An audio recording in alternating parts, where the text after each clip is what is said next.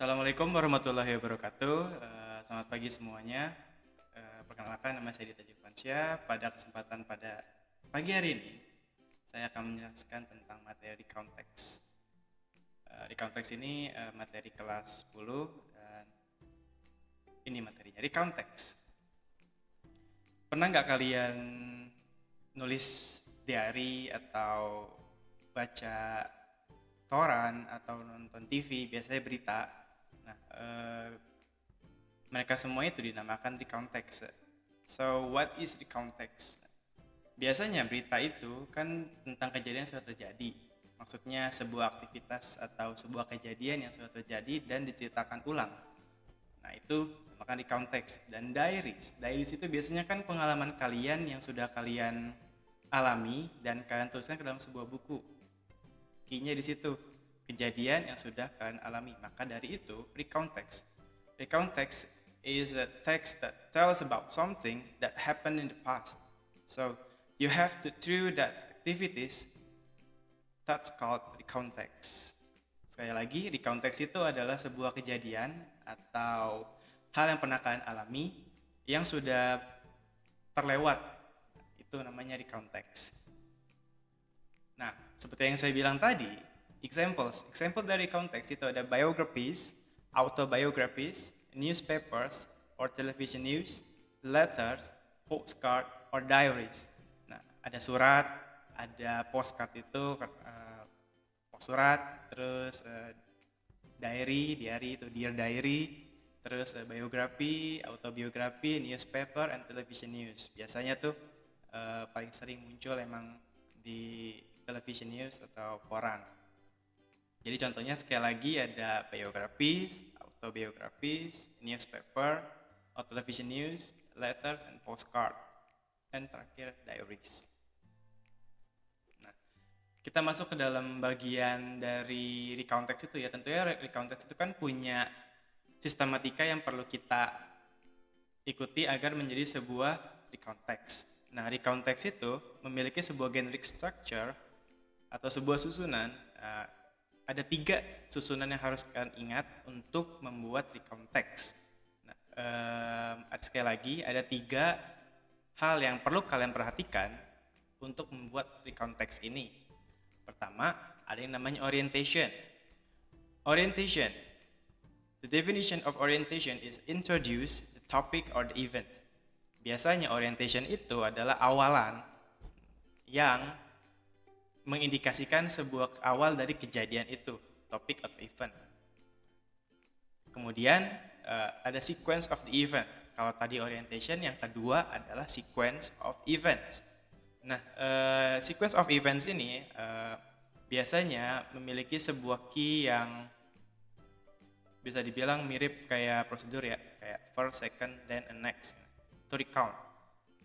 Karena di sequence of events ini biasanya menceritakan itu secara chronological order. Sekali lagi, yang pertama adalah orientation, yang kedua adalah sequence of events. Nah, yang ketiga adalah reorientation. Di reorientation ini biasanya ada di akhir-akhir, di situ tuh kalian suka menuliskan pendapat kalian tentang kejadian tersebut. Jadi, tentang generic structure-nya, ada 3 hal yang perlu kalian perhatikan. Pertama adalah orientation, sequence of events, dan reorientation. Orientation itu adalah pengenalan, sequence of events itu adalah kalian menceritakan kronologikal yang terjadi itu secara bertahap, dan yang terakhir adalah reorientation, di mana kalian menulis pendapat kalian tentang kejadian tersebut. Tentunya dalam recontext ini dia pakai language feature atau biasanya kalian sebutnya itu verb atau grammarnya. Tandanya kalau dia itu recontext, biasanya dia pakai simple past tense atau past continuous tense. Kenapa dia pakai past tense dan past continuous tense? Karena dia terjadi di masa lampau, seperti itu. Terus seperti yang kedua, seperti yang saya bilang lagi sebelumnya, ada sequence-nya, chronologicalnya. Nah, ini cirinya biasanya di recontext itu ada first, second, next. Nah, sekali lagi di language feature itu biasanya dia pakai simple past tense atau past continuous tense karena dia terjadi lampau. Terus, dan cirinya lagi, dia pakai sequence of event seperti first, second, and next. Seperti itu. Ingat ya tadi di konteks itu dia juga punya 3 hal yang perlu kalian perhatikan. Pertama itu adalah orientation, sequence of the events, dan reorientation. Lalu language feature-nya dia pakai simple past tense, past continuous, dan biasanya pakai sequence of the event, first, second, and next. Nah, di sini kita masuk ke dalam contoh penggunaan di konteks. Di sini kalau nggak salah saya pakai 2 contoh. Yang pertama itu contoh surat. Ini example of the context. Tulisannya, Dear Grandpa and Grandma, yesterday at my school we had an international day. We had performances, food stalls, display, and raffle ticket draw. And some of us were dressed in the costumes. We start our day off with performance, but the one I liked the best was the one from the 4th grade. We played games. The performance I was in was in Lembaba. Straight after our performance, we had our lunch. There were food stalls. They came from Australia, Asia, Arab, and Greece. There was also trash and treasure stall where they sold toys. The school got these things by asking children to bring them. Although I didn't win anything, the International Day was still fun. Di sini contoh surat yang menggunakan the context. Dia nih si penulis ini menceritakan tentang kejadian yang sudah dia alami untuk kakek dan neneknya. Dia menceritakan tentang bahwa di sekolahnya dia itu ada International Day. Dia ngadain performance, di sekolahnya juga ada performance, terus ada bazar makanan, ada penampilan dan makanannya ini berasal dari Australia, Asia, Arab, dan Yunani.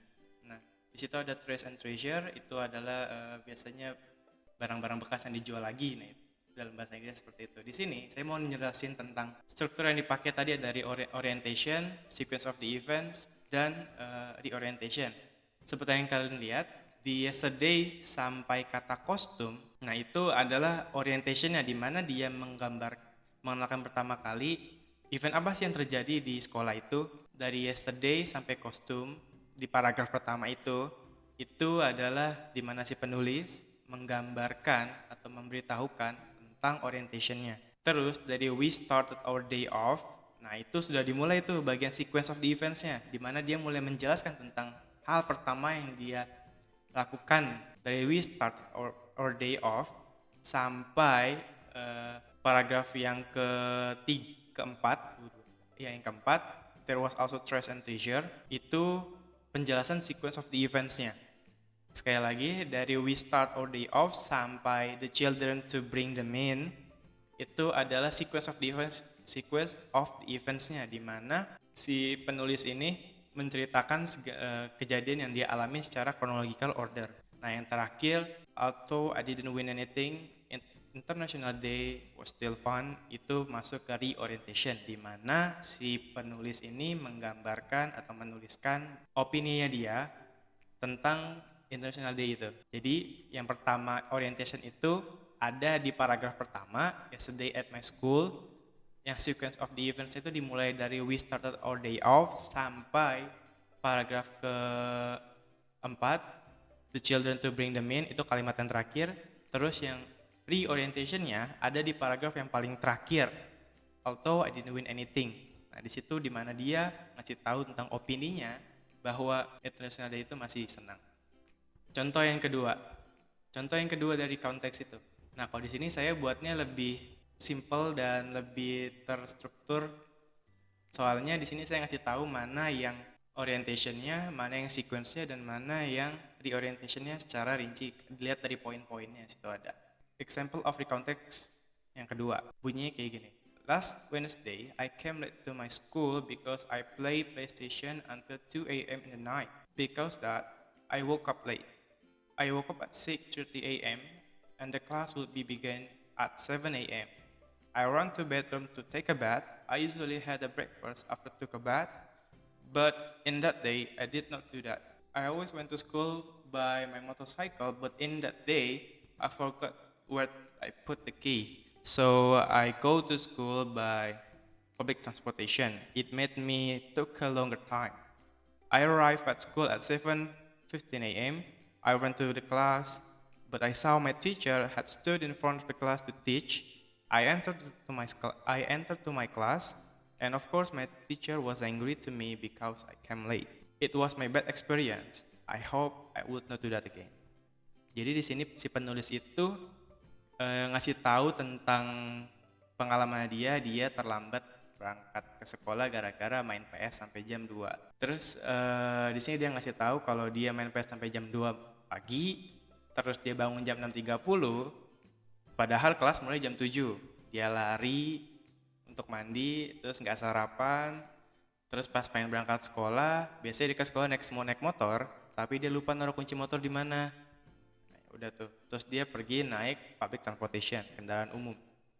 Sampai di sekolah jam 7.15, lari ke kelas, ketemu gurunya, udah di depan pintu, terus marah dan kena omel gara-gara datang terlambat. Terus di akhir dia ngasih tahu kalau itu adalah pengalaman paling buruk dan dia harap nggak kejadian lagi. Nah, di sini untuk orientationnya ada di Last Wednesday di paragraf yang pertama. Last Wednesday sampai I woke up late. Ada poinnya tuh di situ. Terus yang sequence of the events-nya dia ceritain dari I woke up sampai yang terakhir itu I came late. Itu adalah sequence of the events-nya di mana dia ngasih tahu tahapan yang dia lakukan setelah bangun tidur sampai berangkat ke sekolah. Terus yang terakhir it was my bad experience. Itu adalah opini dia atau reorientation-nya dia tentang kejadian tersebut. Jadi yang pertama di poin pertama itu adalah orientation-nya, yang kedua itu sequence of the events-nya, yang terakhir itu baru dia reorientation-nya. Nah, di situ jelas ya, seperti yang kalian lihat, dia pakai past tense juga, I came late, terus went, terus run, had a breakfast. Nah, itu semua adalah past. Kenapa? Karena dia ini udah kejadian. Ya, itu sekian tentang recount text. Nah, jadi sekali lagi recount text itu adalah sebuah adalah sebuah teks yang menceritakan kejadian yang sudah pernah kalian alami. Nah, dari recount text itu biasanya dia strukturnya itu pertama ada orientation-nya, sequence of the events-nya, dan reorientation. Dan di language structure-nya biasanya dia pakai simple past dan ada sequence order-nya, ada first, next, dan udah kejadian. Ya, cukup sekian dari saya, kurang lebihnya mohon maaf. Kalau ada yang mau ditanyakan boleh langsung hubungi saya. Terima kasih. Wassalamualaikum warahmatullahi wabarakatuh.